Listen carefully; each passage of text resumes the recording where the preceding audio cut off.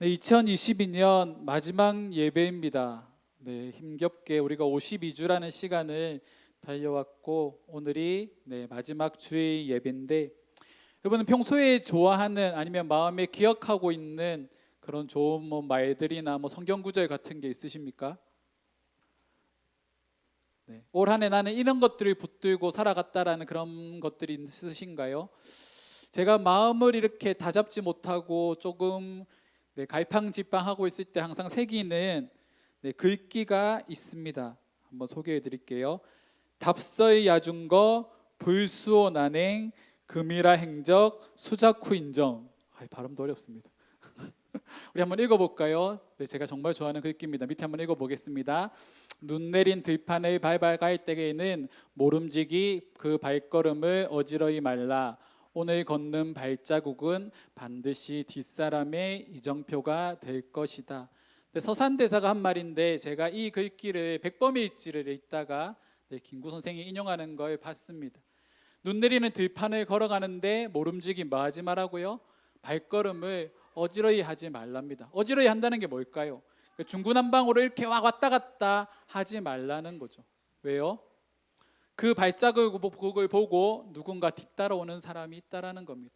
항상 이 말씀을 새기면서 무슨 생각들을 하냐면, 제가 살아온 삶을 보고 앞으로 살아갈 삶들을 보니까 항상 남들이 가지 않는 길을 참 많이 갔습니다. 남들이 힘들다고 하는 길만 골라서 갔고, 그것 좀 하지 않았으면 좋겠는데 그런 것들 조금 힘들지 않으세요라는 그 길들을 계속 걸어가는 것들이 저의 인생인데, 그럼에도 불구하고 그 길을 걸어가는 이유는 누군가 그 길을 보고 뒤따라오는 사람들이 있다고 생각하기 때문입니다. 그래서 지금은 힘들지만 그 길을 묵묵히 걸어가고 그 길을 개척하는 것이 참 중요하다라고 생각을 합니다.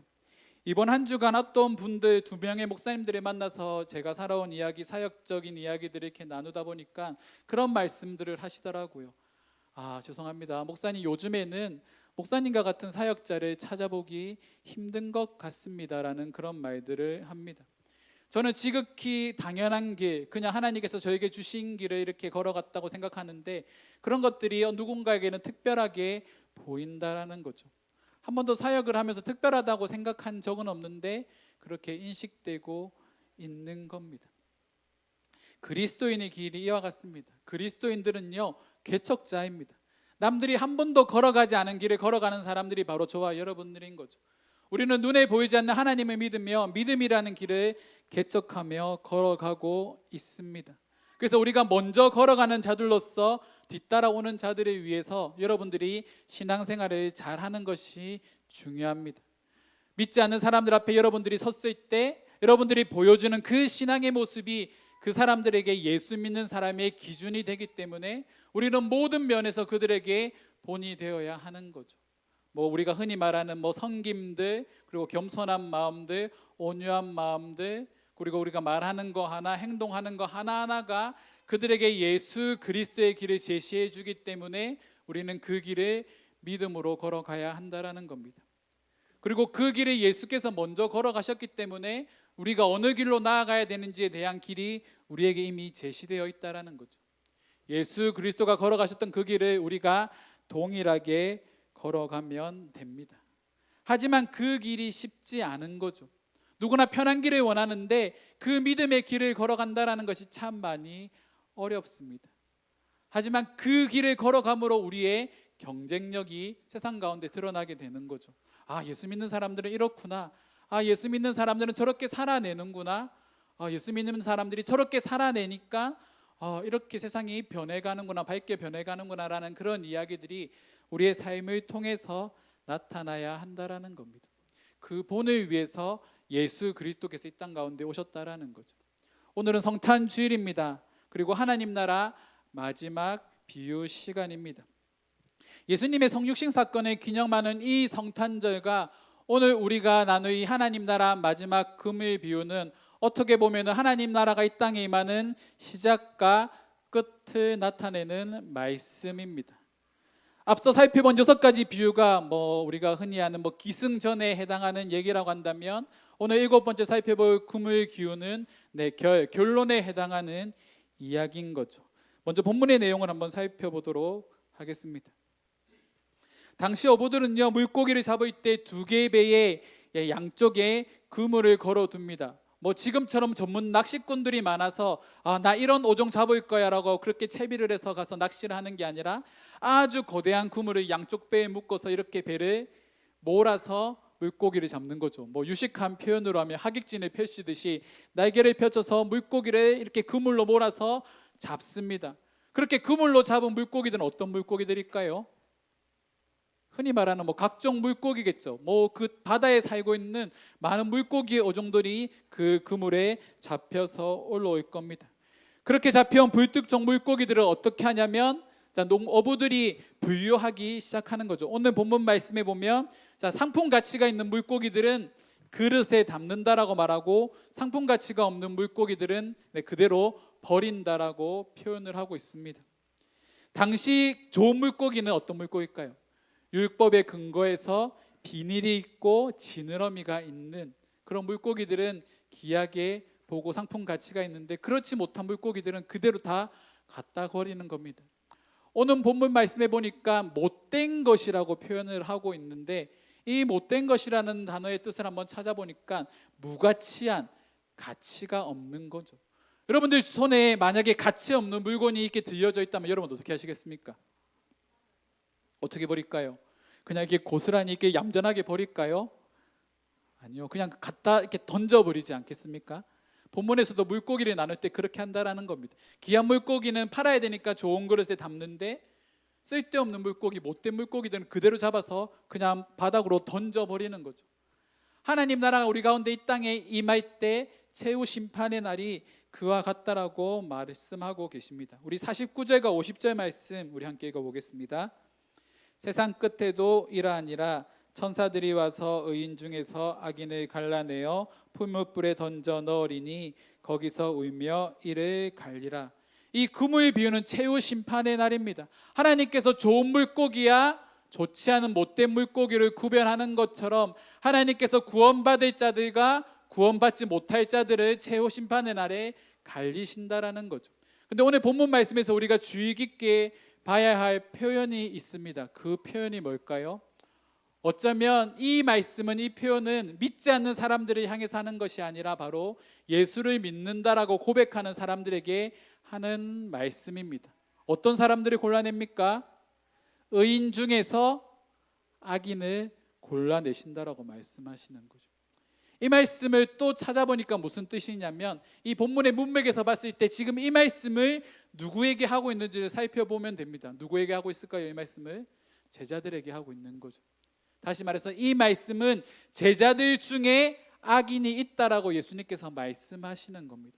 12명의 제자들이 있는데 그 12명의 제자들이 이 하나님의 나라를 믿고 예수 그리스도를 믿음으로 구원받는 것이 아니라 그들 중에서도 믿음에서 낙오하여서 최후 심판의 날에 하나님의 심판대 앞에 서게 되는 사람이 있다라고 예수님께서 말씀하십니다.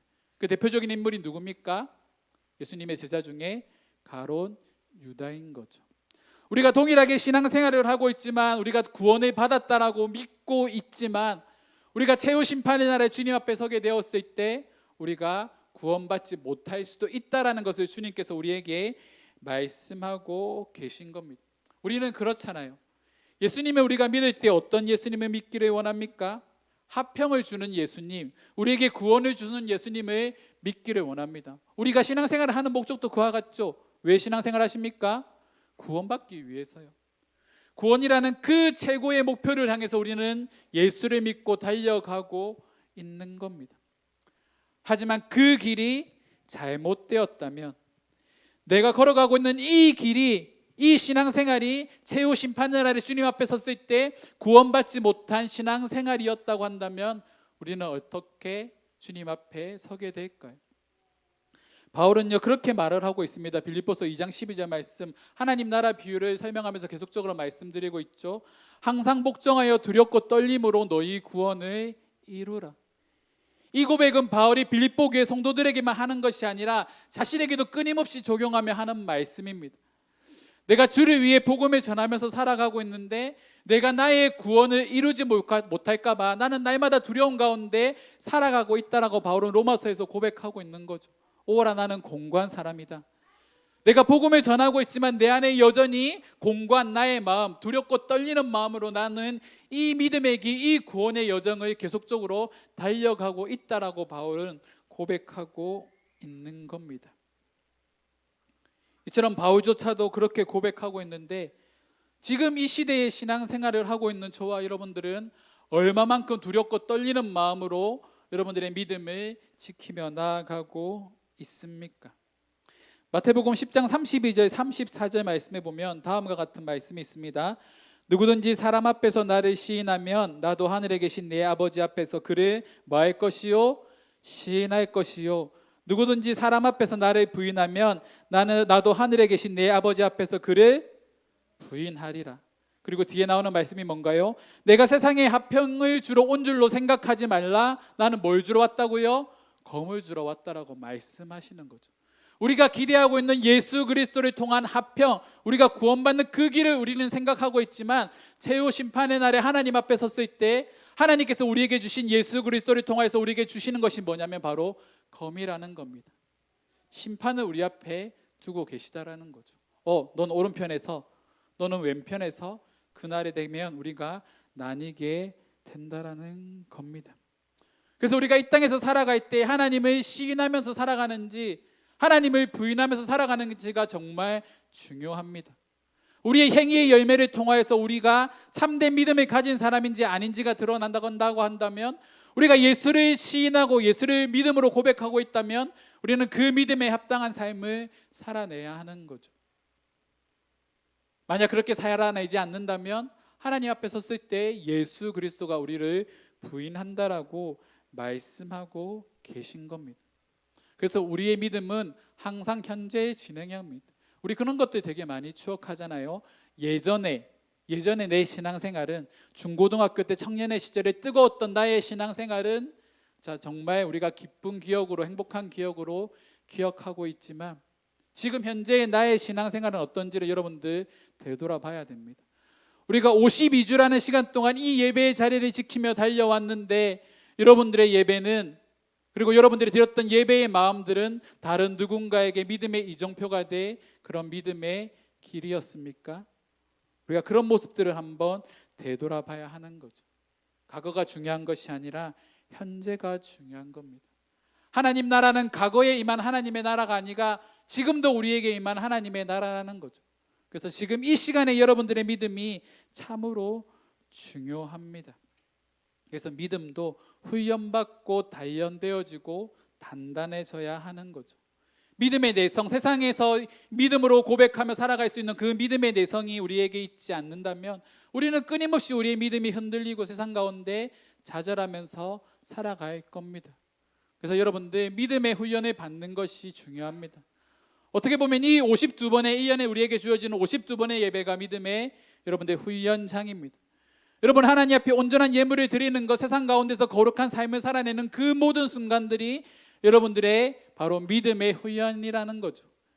그런 훈련들을 계속적으로 잘 반복해서 나를 단련시키지 않는다면 우리는 끊임없이 흔들리는 믿음으로 이 땅 가운데 살아가고 있을지도 모릅니다. 그리고 언젠가 그런 세상의 흐름에 휩쓸려서 믿음의 길에서 이탈하게 될지도 모른다는 거죠. 의인 중에 악인이 우리가 될 수도 있다라는 겁니다. 그래서 우리 가운데 두려운 마음으로 신앙생활을 하는 것이 중요하죠. 우리가 소위 하나님을 경외한다라고 말을 합니다. 이 경외라는 뜻이 뭘까요? 두렵고 떨림으로, 존경하는 마음은 있지만 내가 잘못했을 때 분명히 나를 징계하시고 나를 벌하시는 그 하나님을 기억하면서 신앙생활을 하는 것이 바로 경외하는 겁니다. 우리가 부모가 정말 자녀에게 사랑을 다 베풀지 않습니까? 사랑을 다 베푸는 가운데서도 이 자녀가 잘못된 행동을 하면 부모는 뭐를 해야 되는가요? 화를 내고 그 자녀를 훈육해야 됩니다. 그렇게 하지 않으면 자녀가 잘못된 길로 가기 때문이죠. 그렇기 때문에 이 자녀를 훈육하고 때로는 뭐라는 그것들이 바로 사랑이 동반된 훈육이라는 걸 기억해야 됩니다. 하지만 부모가 이 자녀를 뭐라 할 때 자녀의 마음은 어떤 마음이 있어야 됩니까? 내가 잘못했을 때 나는 부모한테 혼날 수도 있구나. 내가 혼나는 것이 부모가 나를 잘못된 길로, 나를 미워해서 혼내는 것이 아니라 나를 바른 길로 인도하기 위해서 혼내는 거구나, 자녀들이 인식할 수 있도록 해야 하는 겁니다. 때로는 부모가 두려운 존재로 자녀들에게 새겨져야 하는 거죠. 우리가 하나님 앞에 섰을 때도 그런 모습이어야 한다는 겁니다. 우리 안에 하나님을 경외하는 마음, 하나님에 대한 두려움이 없다고 한다면 우리는 우리 마음대로 신앙생활을 하겠죠. 내 소견에 오른 대로, 내가 하고 싶은 대로, 내 방식대로 우리는 그렇게 신앙생활을 할 겁니다. 우리의 믿음의 선배들이 만들어온 좋은 신앙의 길이 있지 않습니까? 우리가 내년부터 살펴보게 될 십계명, 사도신경, 주기도문, 이런 것들을 통해서 우리 믿음의 선배들이 보여줬던 게 뭘까요? 우리가 믿음의 길을 이탈하지 않기 위해서는 하나님께서 우리에게 제시한 그런 본질적인 정도의 길이 있다라는 겁니다. 그리고 그 길을 걸어가는 것이 정말 중요한 거죠. 그래서 하나님께서는 구약에서 이스라엘 백성들을 때로는 이방인 나라들을 통하여서 벌하기도 하십니다. 또한 요한계시록의 말씀에 보면 하나님께서 이 땅에 임하셨을 때 온 백성들이 두려움 가운데 이게 휩싸이게 되지만, 그런 두려운 마음들이 성도들에게도 있지만 그 두려움을 넘어서 성도들에게는 구원받는 기쁨이 그들에게 있었다라는 거죠. 여러분들에게 한 가지 질문을 한번 던져보겠습니다. 2022년 여러분들의 믿음은 지금 이대로 괜찮으십니까? 그리고 앞으로 준비하게 될 2023년 여러분들의 믿음은 지금 이대로 괜찮으십니까? 우리는 하나님 앞에 끊임없이 우리의 믿음을 당당하게 고백할 수 있도록 끊임없이 훈련받고 믿음으로 나아가야 하는 거죠. 요한계시록에 보면 7개의 교회가 등장을 합니다. 그 7교의 교회를 향해서 하시는 예수님의 말씀을 봅시다. 에베소 교회를 향해서는 너는 처음 사랑을 버렸다라고 책망하십니다. 누구보다 뜨겁게 하나님을 사랑했던 교회인데 하나님을 향한 그 사랑이 식어버렸다라는 거죠. 버가모 교회를 향해서는 네가 세상의 가르침을 따라 살아가고 있다고 책망하십니다. 사대 교회를 향해서는 내가 살았다고 하는 이름을 가졌지만 실상은 죽은 자라고 책망을 하십니다. 그리고 마지막에 등장하는 라오디게아 교회는 뭐라고 말씀하실까요? 너는 부유하다, 너는 물질적으로 어려운 것이 없구나, 그런데 내 마음이 미지근하다고 책망하십니다. 네가 차든지 뜨겁든지 두 개 중에 하나라도 선택해서 해라. 내 마음이 이 당 상태 그대로 미지근한 상태로 간다면 나는 최후 심판의 날에 너를 토해버릴 것이다 라고 주님께서 경고를 하십니다. 이것이 5교회를 향한 바로 하나님의 말씀입니다. 하지만 2교회를 향해서는 이런 칭찬도 하십니다. 서머나 교회를 향해서는 너는 장차 고난을 받게 될 것이지만 두려워하지 말라. 10일 동안의 환난이 있겠지만 내가 죽도록 충성하면 생명의 간을 너에게 주겠다. 이런 칭찬을 하시고, 빌라델비아 교회를 향해서는 내가 작은 믿음을 가지고도 믿음을 지켰으니 내가 너의 믿음을 칭찬한다라고 말씀하시는 거죠. 앞서 살펴본 5교의 교회는 그렇게 큰 어려움이 없는 부유한 교회들입니다. 처음 그들의 시작은 뜨겁고 열정적이고 하나님을 사랑한다고 고백했지만 시간이 지날수록 믿음이 식어가는 그 교회를 향해서 예수님은 책망하고 계시는 거죠. 그에 반해서 나머지 2교회, 서머나 교회나 빌라델비아 교회를 향해서 뭐라 말씀하십니까? 너희들은 고난 가운데 있구나, 어려운 가운데 있구나. 근데 내가 너희들의 믿음을 보고 너희들을 칭찬하겠다. 너희들의 생명의 면류관을 주겠다 라고 하나님께서 말씀하고 계시는 거죠. 어쩌면 우리 교회의 연약한 모습들이 하나님께 있어서 축복인지도 모르겠습니다. 연약한 우리의 신앙, 나약한 우리의 모습이 어떻게 보면 하나님 앞에 축복인지도 모르겠습니다. 그들을 통하여서 우리가 기도할 수 있기 때문이죠. 그리스도인은 고난을 두려워하지 않는 마음으로 이 땅 가운데 살아가야 합니다. 환난 가운데서도 충성할 수 있는 그런 삶을 살아가는 것이 저와 여러분들의 삶이어야 하는 거죠. 예수 그리스도께서 그 십자가의 고난을 당하신 이유가 뭡니까? 그 십자가의 이면에 있는 성육신 사건의 이면에 있는 구원이 아니라 이 세상에 있는 모든 사람들을 구원하시기 위한 그 고난을 예수께서 당하셨습니다. 그리고 그 고난의 길로 말미암아 우리에게 구원의 길을 허락하여 주셨고 단 그 예수 그리스도의 구원에 허락하여 주신 그 구원의 길이 최종적으로 완성돼 그 최후 심판의 날에 믿는 사람들, 하나님을 믿음으로 진정으로 고백하는 자들에겐 구원을 주시겠다라고 말씀하시는 거죠. 그렇기 때문에 우리는 믿음의 자리에 바로 서야 합니다. 믿음의 정도를 걸어가는 것이 중요하죠. 최근 유퀴즈에 이 손흥민 감독이 나왔습니다. 우리에게 손흥민 선수 아버지라고 알려진 그런 감독님인데, 이분이 언론에 자신을 노출하지 않습니다. 자기의 아내와 그 가족들이 TV에 나오는 걸 별로 선호하지 않는 거죠. 근데 이분이 유퀴즈에 나왔습니다. 이분의 이야기를 듣다가 이분이 너무 궁금해서 이 손흥정 감독이 작년에 쓴 책이 있습니다. 모든 것은 기본에서 시작된다라는 책이 있는데, 그냥 이 사람이 살아온 삶이 궁금해서 그냥 한번 읽어봤습니다. 근데 이분의 인생을 한마디로 정의하면 그냥 축구라는 하나님 나라를 축구라는 나라를 살아갑니다. 초등학교 좀 늦은 시기에 우연히 축구라는 것을 접하게 되었고, 교회에서 축구 대회를 한다고 해서 이렇게 픽업이 돼서 그냥 축구 대회 한번 나갔는데 그렇게 눈에 띄어서 얼떨결에 축구 선수를 시작하면서 축구의 인생이 시작되었습니다. 근데 이 사람 마음속에 항상 무슨 마음이 있냐면, 나는 늦게 축구를 시작했기 때문에 누구보다 열심히 해야 된다라고 항상 그렇게 생각합니다. 난 집이 너무 가난해서 축구를 시작할 수 없는 상황인데, 그 아버지가 이 축구 감독, 그 당시에 초등학교 축구 감독이 이 아이가 축구를 잘한다는 얘기를 술집에서 하고 있는 거 이 아버지가 우연히 듣고 함께 얘기를 하다가, 그래 내가 힘들지만 그때 쌀 5말 정도를 이렇게 내면 축구 선수를 할 수 있다고 해서 그렇게 쌀 5말을 빚을 내서 구해서 이렇게 주고 축구 생활을 시작하게 된 거죠. 힘들게 시작했다 보니까 누구보다 열심히 합니다. 그러니까 이 사람이 오른발 잡이니까 이 축구 선수들이 중요한 게 뭔가요? 왼발을 잘 차는 거죠. 그래서 오른발은 이미 잘 쓰니까 왼발을 더 잘 쓰기 위해서 오른발 쪽에 이제 축구화에 압정을 달았다고 합니다.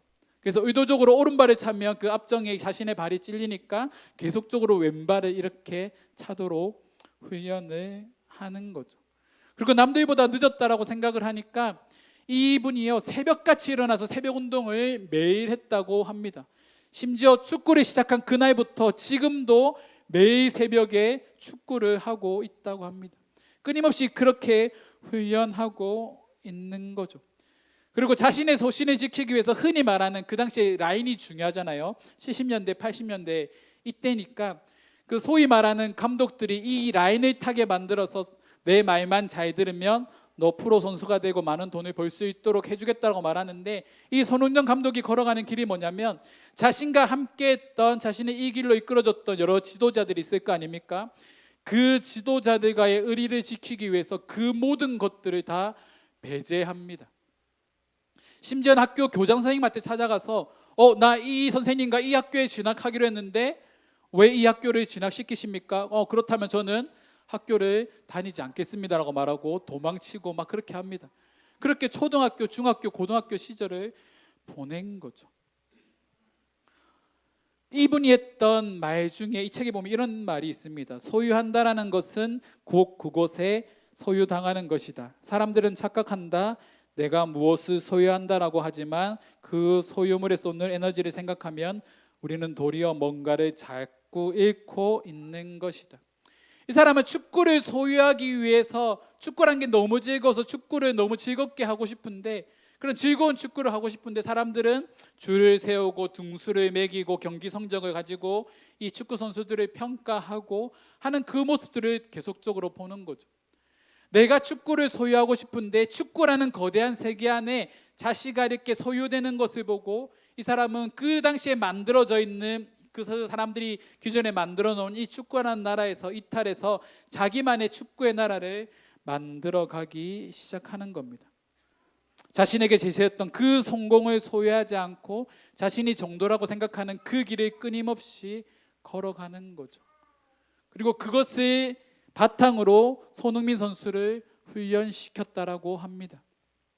손흥민 선수가 아침부터 저녁까지 훈련을 하면 그 옆에서 끊임없이 손흥민 선수와 같이 훈련을 하고, 훈련을 해라고 말만 하는 것이 아니라 옆에서 계속적으로 함께 훈련을 하면서 그 시간들, 몇십 년이라는 시간 동안 그렇게 달려왔던 거죠. 그런 노력 가운데 이 손흥민이라는 세계적인 축구 선수가 우리나라에서 나오게 된 겁니다. 우리의 신앙생활도 그와 같습니다. 수많은 반대들, 사람들이 흔히 말하는 편한 신앙생활, 우리가 하고 싶은 대로 우리가 원하는 방식의 그런 신앙생활을 우리는 끊임없이 하고 싶고 꿈꾸며 달려가고 있는지도 모르겠습니다. 하지만 그 길을 걸어갈 때 여러분들의 믿음을 잘 지켜낼 자신이 있으십니까? 남들이 말하고 있는 편한 신앙생활, 남들이 말하고 있는 그냥 편하게 그렇게 신앙생활하는 거 여러분들 그 상태로 만족을 하십니까? 네. 그렇게 신앙생활을 해서는 안 된다라고 말하는 거죠. 제가 이번 주에 상덕이를 만나서 이렇게 뒷고기집에서 고기를 먹으면서 얘기하고 있는데 한 뒤편에서 그런 얘기들이 많이 들리더라고요. 아우 순장님, 2명의 여자아이와 한 분의 남자 건장한 나이가 저보다 많은 분과 20대 초반에 되는 아이들이 앉아있는데 청년들이 앉아있는데 순장님 이렇게 말을 하면서 그 옆에 소주병이 2병이 이렇게 올려져 있습니다. 그런 모습들을 보면서 우리가 세상 사람들과 어떻게 구별된 모습으로 우리가 세상 가운데 믿음의 영향력을 드러내면서 살아갈 수 있겠습니까? 남들과 똑같은 길을 걸어가면서 어떻게 우리가 우리의 믿음을 온전히 지키며 나아가겠습니까? 우리는 끊임없이 세상과 부딪히며 신앙생활을 해야 됩니다. 예수 그리스도께서 이 땅 가운데 육신을 입고 오심으로 세상을 거스리듯이 세상을 거슬러 올라가시며 세상에 수많은 신이라고 고백되어지는 그 수많은 종교 신들과 다르게 자신의 십자가에 내어주시고 그분의 죽음을 통해서 우리에게 구원을 주셨던 것처럼 우리가 믿는 그 예수 그리스도가 우리가 고백하는 그 삼위일체 하나님이 그와 같은 믿음의 모습을 우리에게 보여주셨다고 한다면 우리도 그와 같은 걸음으로 나아가는 것이 당연한 믿음의 길이 아니겠습니까? 우리가 그 믿음의 길을 온전히 걸어가야 합니다. 그렇게 걸어간 자들에게 최후 심판의 날에 하나님은 우리를 하나님의 우편에 앉히시며 착하고 충성된 종아 잘했다 칭찬하실 겁니다. 그런 칭찬을 듣는 우리 이음교회 성도들이 되기를 주님의 이름으로 축원합니다. 2022년에 우리가 그렇게 살아내지 못했다면 우리 새로운 2023년을 준비합시다. 여러분, 끊임없이 우리는 하나님 앞에 훈련되어져야 합니다. 흔들리지 않는 믿음, 주변의 상황에 좌지우지 되지 않는 믿음, 우리가 믿고 있는 그 믿음의 정도의 길을 걸어갈 수 있는 그런 믿음이 우리 가운데 요구되어집니다. 사랑하는 성도 여러분, 2023년 우리가 그 길로 나아갑시다. 2022년 우리가 하나님 앞에서 수많은 사람들에게 믿음의 이정표의 길을 제대로 제시하지 못했다면 우리의 2023년에는 그런 믿음의 길을 온전히 제시하는 저와 여러분들이 되기를 주님의 이름으로 축원합니다. 이 시간 우리 함께 기도하며 나아갑시다. 하나님, 예수 그리스도께서 걸어가셨던 그 믿음의 길, 자기를 부인하고 십자가를 지는 그 길, 우리가 함께 그 길을 걸어가야 하지만 걸어가지 못하였던 우리의 모습들을 용서하여 주시옵소서. 단 새롭게 맞이하게 된 2023년에는 그 믿음의 길을 온전히 걸어갈 수 있도록 우리를 붙들어 달라고 우리 함께 기도하며 나가도록 하겠습니다. 기도하시겠습니다.